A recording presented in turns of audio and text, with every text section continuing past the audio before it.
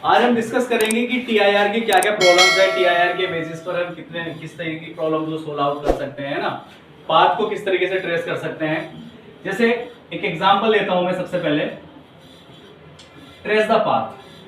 Trace the path, हमें path trace करना है, ठीक।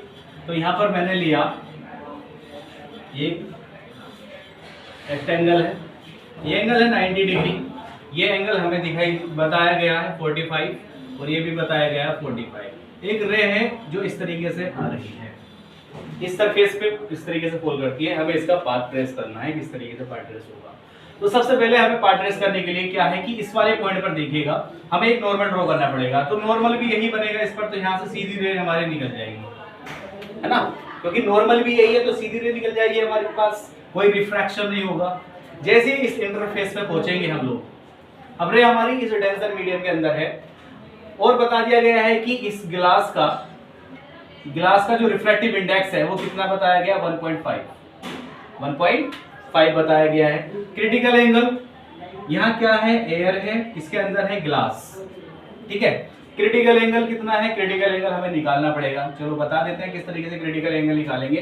तो वी नो दैट हम जानते हैं, वी नो दैट क्या जानते हैं हम लोग, साइन सी क्रिटिकल एंगल के लिए refractive index of rare medium और refractive index of denser medium. तो refractive index of rare medium, अगर यहाँ का रिफ्रैक्टिव इंडेक्स n1 है और यहाँ का रिफ्रैक्टिव इंडेक्स ng है इसके अंदर, तो आप लिखेंगे n1/ng। तो क्या आ जाएगा, n1 एयर का रिफ्रैक्टिव इंडेक्स होता है 1 और ng कितना है 1.5। 1.5 को आप लिख सकते हैं, कितना लिख सकते हैं, 3/2।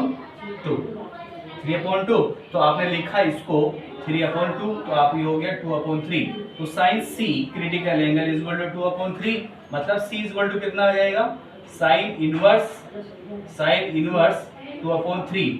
ये वाली जो वैल्यू होती है अप्रोक्सीमेटली 42 डिग्री होती है, कितनी, 42 डिग्री। तो क्रिटिकल एंगल हमारे पास कितना आ गया, आंसर है 42 degree is the critical angle, ठीक है। अब क्या क्या कंडीशंस है, टीआईआर कब होता है, टीआईआर कब नहीं होता। तो हम जानते हैं टीआईआर की कंडीशन जो है, angle of incidence should be greater than critical angle. अगर ऐसा होगा तो क्या होगा, टीआईआर होगा। अगर ऐसा हुआ angle of incidence is less than critical angle, तो क्या होगा, आंसर है रिफ्रैक्शन होगा।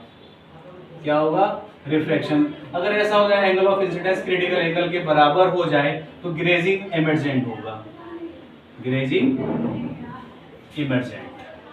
ये सिचुएशन पढ़ाई गई है टीआईआर में। खैर हम टीआईआर अभी नहीं डिस्कस कर रहे हैं, हम सिर्फ उसकी प्रॉब्लम को लेकर डिस्कस करेंगे। तो यहाँ पर मैंने एक नॉर्मल बनाया है इस सरफेस पे, ये नॉर्मल है, ठीक है। तो अब रे किधर जाएगी, हमें पाथ ट्रेस करना है इसका। तो देखो ये 45, ये 90, तो ये वाला भी कितना हो जाएगा 45, ये टोटल कितना है 90, तो ये कितना हो जाएगा 45 हो जाएगा ना 45। तो इंसिडेंस एंगल मिल गया हमें नॉर्मल के साथ, कितना है 45 इंसिडेंस एंगल। तो इंसिडेंस एंगल इज 45। तो कंडीशन क्या आ गई, incidence angle is greater than critical angle, क्योंकि कितना है 45 और ये कितना है 42।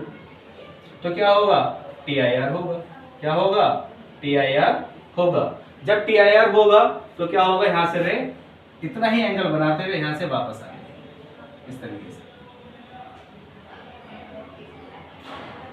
ठीक है।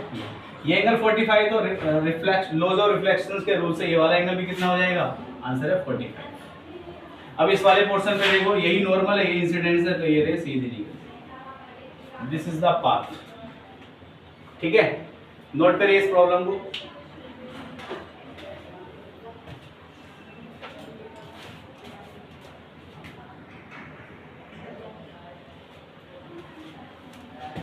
एक प्रॉब्लम हम डिस्कस करेंगे कि एक प्रिज्म को, है ना, एक ग्लास प्रिज्म को जिसका रिफ्रैक्टिव इंडेक्स 1.5 है, उसको वाटर के अंदर इमर्स किया गया है ना, इसको वाटर के अंदर इमर्स किया गया है, डुबाया गया है, ठीक है। वाटर का रिफ्रैक्टिव इंडेक्स जैसे हम जानते हैं 1.33 यानी कि 4/3 होता है।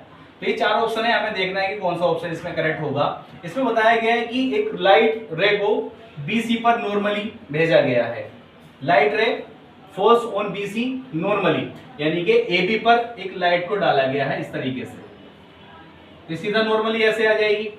नॉर्मली जाने के बाद बताया गया है कि ये रे ग्रेजिंग इमर्जेंस को फॉलो करती है, देखो नॉर्मली सीधा ये रे सीधी आ गई, उसके बाद बोला कि ये रे यहां से सीधा ऐसे हो जाती है, ऐसे।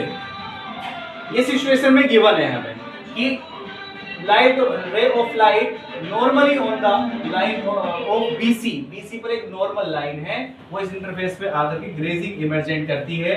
यानी कि ये वाला जो एंगल है, ये वाला एंगल जब ग्रेजिंग इमर्जेंट होता है, तो ग्रेजिंग इमर्जेंट जब होता है तो ये एंगल ऑफ इंसिडेंस और एंगल ऑफ रिफ्रैक्शन कितना डिग्री हो जाता है, 90 डिग्री हो जाता है एंगल ऑफ रिफ्रैक्शन उस वक्त। यानी कि क्रिटिकल एंगल कितना हो जाता है, 90 डिग्री।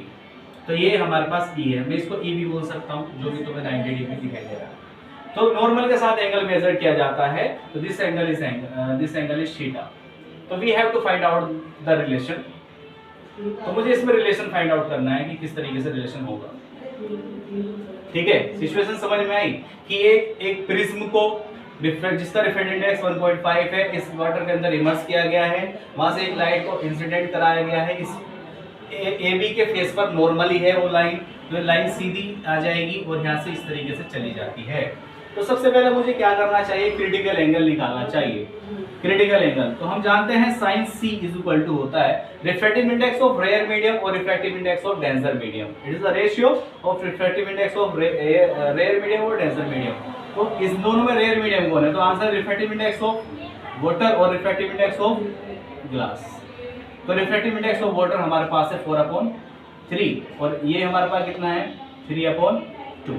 तो जब आप इसको लिखेंगे तो आप इसको लिखेंगे 4/3 और 2/3, तो आपको मिलेगा 8/9। तो साइन सी किसके बराबर है, 8/9 के बराबर है। साइन सी किसके बराबर आ गया, 8/9 के बराबर आया। आप लिख सकते हैं sine C is equal to sine inverse 8/9, ये भी लिखा जा सकता है। ठीक है, तो अगर ग्रेजिंग इमर्जेंट कर रही है तो मतलब सी किसके बराबर हो जाएगा, थीटा के। तो हम क्या लिख सकते हैं कि जो साइन थीटा होगा, sine theta angle of incidence, क्योंकि नॉर्मल के साथ मेजर किया जाएगा, तो साइन थीटा क्या हो सकता है हमारे पास, साइन थीटा हम लिख सकते हैं sine theta is equal to sine C, बराबर हो जाएंगे दोनों क्योंकि इंसिडेंस एंगल हो रही है हमारी सिचुएशन। तो इसमें हम क्या लिख सकते हैं कि जो साइन थीटा है अपने पास, साइन थीटा क्या होगा, या तो ये ग्रेटर देन हो जाए या इक्वल हो जाए, किससे, 8/9 से, 8/9 से, तभी तो ग्रेजिंग इमर्जेंट होगा। अगर इक्वल हो जाएगा तो ग्रेजिंग इमर्जेंट हो जाएगा, अगर ग्रेटर देन हो गया तो क्या होगा, TIR हो जाएगा। तो दिस इज आवर रिलेशन, तो दिस इज आंसर दिस। ठीक है, तो आप नोट कर सकते हैं। Okay, thank you.